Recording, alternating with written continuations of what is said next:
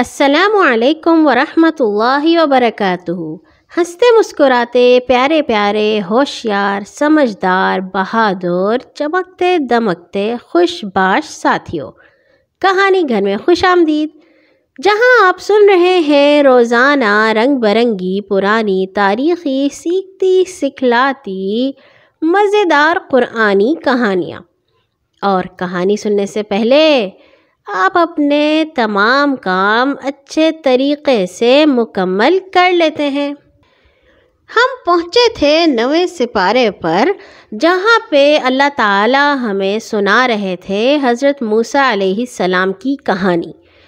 ہم نے سنا تھا کہ جب جادوگر حضرت موسیٰ علیہ السلام سے ہار گئے اور ان پر ایمان لے آئے تو فرعون نے حضرت موسیٰ کو تو جانے دیا، مگر اس کا ظلم و ستم بنی اسرائیل پر جاری رہا۔ حضرت موسیٰ اس کو سمجھاتے، اللہ تعالیٰ نے ان کو سمجھانے کے لیے ان پہ باری باری مختلف طرح کے عذاب بھیجے۔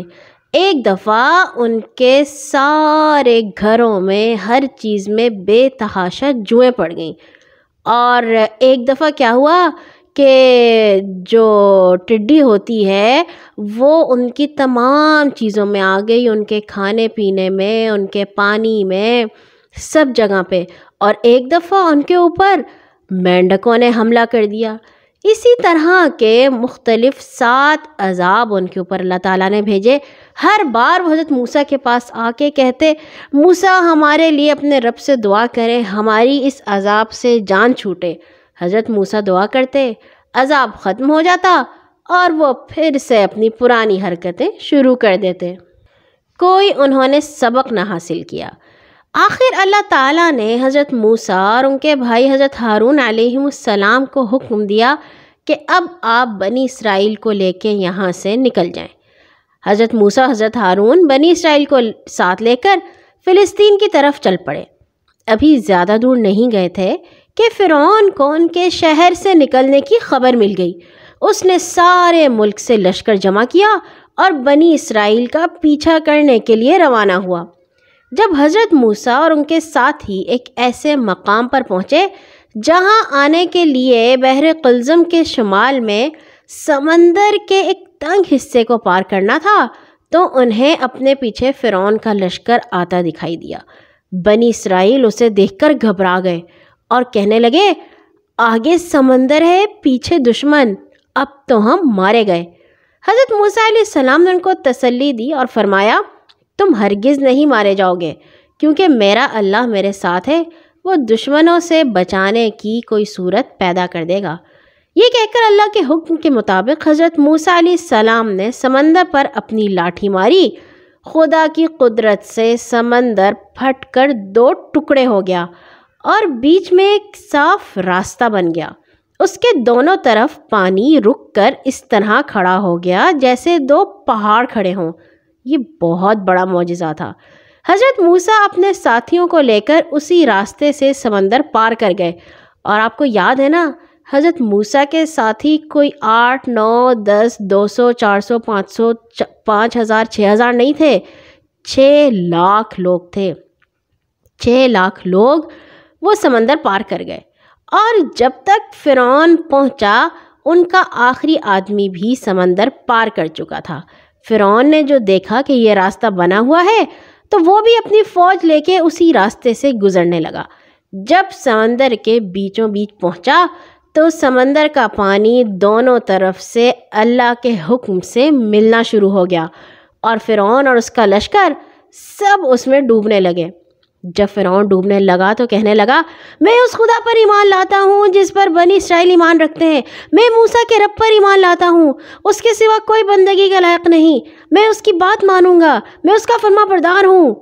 اللہ تعالیٰ نے کہا، اب ایمان لانے کا کیا فائدہ؟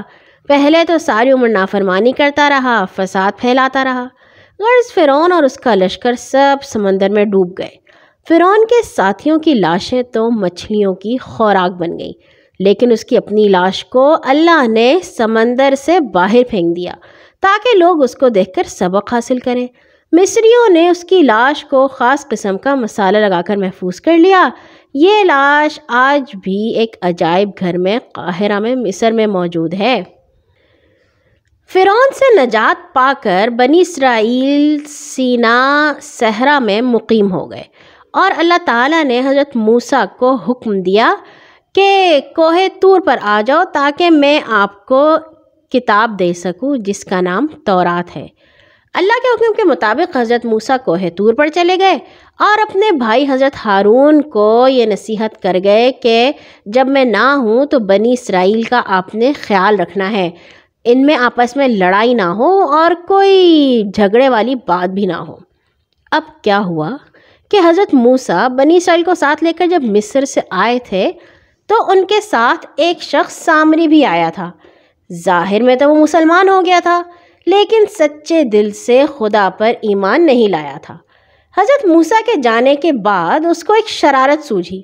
اس نے بنی اسرائیل سے سونے چاندی کے بہت سے زیورات لے کر ان کو پگھلایا اور بچڑے کی صورت کا ایک بت بنا کر کھڑا کر دیا۔ سونے کا یہ بچڑا اندر سے کھوکھلا یعنی خالی تھا، اور اس نے کچھ اس طرح سوراخ رکھے تھے کہ جب ان میں سے ہوا گزرتی تو بچڑے کے منہ سے بیل کی تھی آواز نکلتی تھی۔ سامری نے بنی اسرائیل سے کہا، جانتے ہو یہ کیا ہے؟ یہ تمہارا اور موسیٰ کا خدا ہے، آؤ ہم اس کی پوجا کریں۔ مصر کے لوگ گائے کی پوجا کیا کرتے تھے، ان کے ساتھ رہتے بنی اسرائیل بھی گائے کو ایک پاک چیز سمجھنے لگے تھے۔ اب جو سامری نے ان کو بہکایا کہ گائے کا یہ بچڑا تو خدا ہے، تو اس کی باتوں میں آ گئے اور حضرت موسیٰ کی تعلیمات بھول کر اس بچڑے کی پوجا کرنے لگے۔ حضرت ہارون نے ان کو بہت سمجھایا کہ یہ بچڑا خدا کیسے ہو سکتا ہے، تمہارا خدا تو ایک ہے، تم سامری کی بات نہ مانو۔ لیکن بنی اسرائیل بچڑے کو پوجنے سے باز نہ آئے اور کہا کہ بھئی جب تک تو موسیٰ واپس نہیں آتے ہم اسی کی پوجا کریں گے، جب وہ آئیں گے تو دیکھا جائے گا۔ ادھر حضرت موسیٰ علیہ السلام کو کوہ طور پر 40 دن لگ گئے۔ وہاں اللہ تعالیٰ نے ان سے بات کی اور حضرت موسیٰ نے اللہ تعالیٰ سے کہا کہ میں آپ کو دیکھنا چاہتا ہوں۔ اللہ تعالیٰ نے کہا ٹھیک ہے، سامنے پہاڑ کو دیکھو، اگر تو وہ پہاڑ اپنی جگہ پہ رہ گیا تو آپ مجھے دیکھ لیں گے۔ اللہ تعالیٰ نے حضرت موسیٰ کو اپنے نور کا تھوڑی سی روشنی دکھائی، مگر حضرت موسیٰ اس کو دیکھتے ہی بے ہوش ہو گئے، اور جب ہوش آیا تو اللہ سے معافی مانگی کہ ہماری یہ طاقت نہیں ہے کہ ہم آپ کو دیکھ سکیں۔ پھر اللہ تعالیٰ نے حضرت موسیٰ کو تورات دی جو تختیوں پہ لکھی ہوئی تھی۔ تورات ہمارے قرآن کی طرح کی کتاب تھی جس میں زندگی گزارنے کے طریقے اور دوسری نصیحتیں اور اچھی باتیں لکھی ہوئی تھیں۔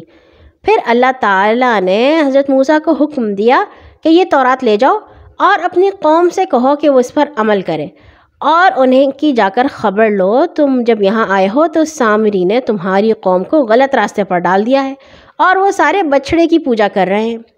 حضرت موسیٰ نے تورات ملنے پر اللہ کا شکر ادا کیا، لیکن ان کو اپنی قوم پر بہت ہی غصہ آیا۔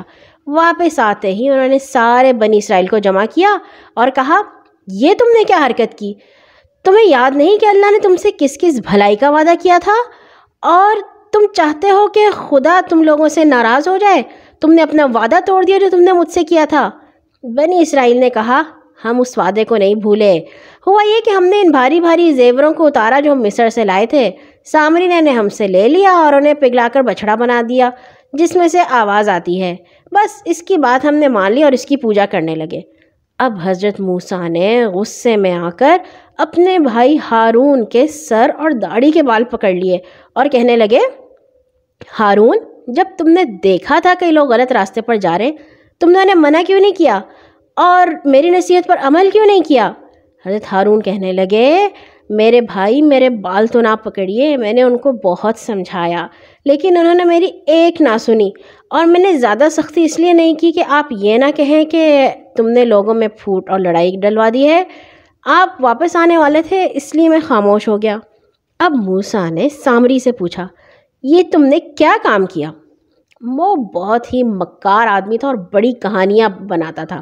کہنے لگا، میں نے ایک ایسی بات دیکھی تھی جو کسی کو نظر نہ آئی، میں نے خدا کے فرشتے کو دیکھا کہ وہ گھوڑے پر سوار چلا جا رہا ہے اور جہاں پہ بھی اس گھوڑے کا پاؤں پڑتا ہے وہاں سے گھاس اگنا شروع ہو جاتی ہے۔